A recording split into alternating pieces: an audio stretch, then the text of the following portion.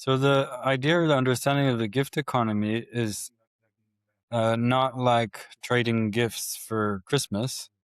That's less the understanding, but it's actually the understanding of the original way that humans coexisted, living in community and taking care of the needs of life by giving, as opposed to what's standard today in what's generally thought of as the economy or the exchange economy, is that we exchange something, namely money, in order to get something back. This kind of quid pro quo, which, as Genevieve Vaughn points out, cancels actually the gift.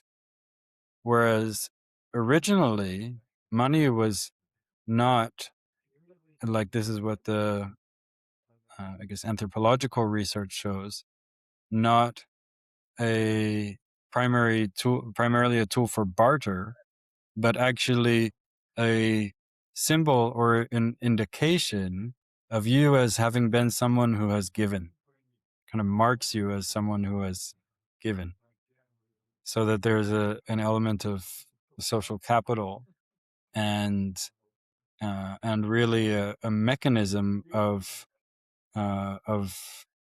reciprocity, or of kind of mutual giving and receiving.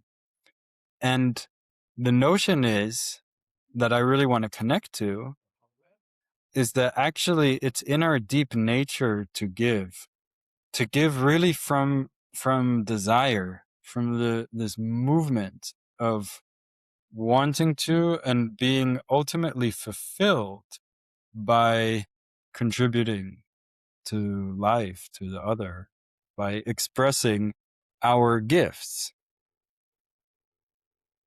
And that's so different from, gosh, this notion which is so common that even that we should give, or that our primary nature, as a standard economics 101 textbook would say, is of rational self-interest, but with a more narrow interpretation of that self-interest as being about getting, and that this is the nature of man, that movement.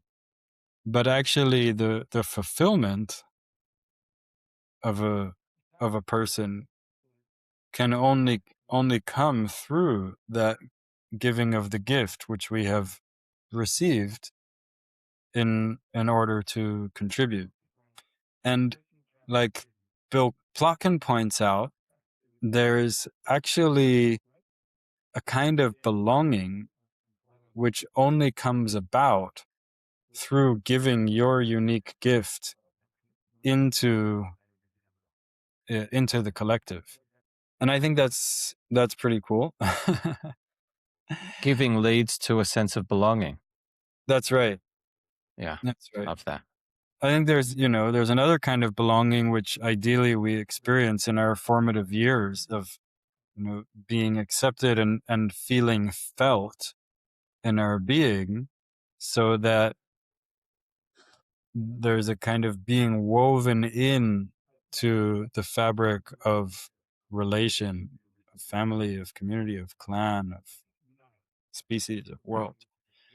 But there's then a different kind of belonging, which actually I think we can also see with kids at an early age. Like you can probably see with your kids, when times when they're so eager to give, or whether it's to give a gift, something that they've drawn for you, or to contribute, helping out when it's not being forced on them, but they're kind of participating, and that's that's fulfilling.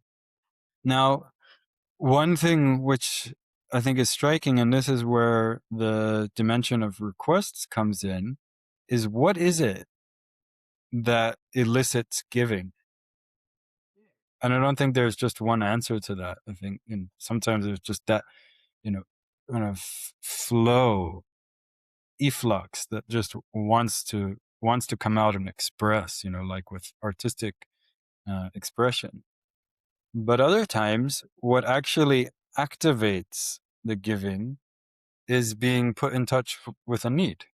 So when my friend said yesterday that she's having, such a hard time, and do I have some time to support her? Then that's like connecting an electric circuit. Like, oh, Uh, okay, there's the need, uh, or the like movement of life reaching for something, and that reaching lands in me. And when that lands in me, it just, without me having to do anything or to force myself or to tell myself, oh, this is the right thing to do or to be a good friend, there's just a, oh, okay. Oh, yeah. yeah. Oh, yes.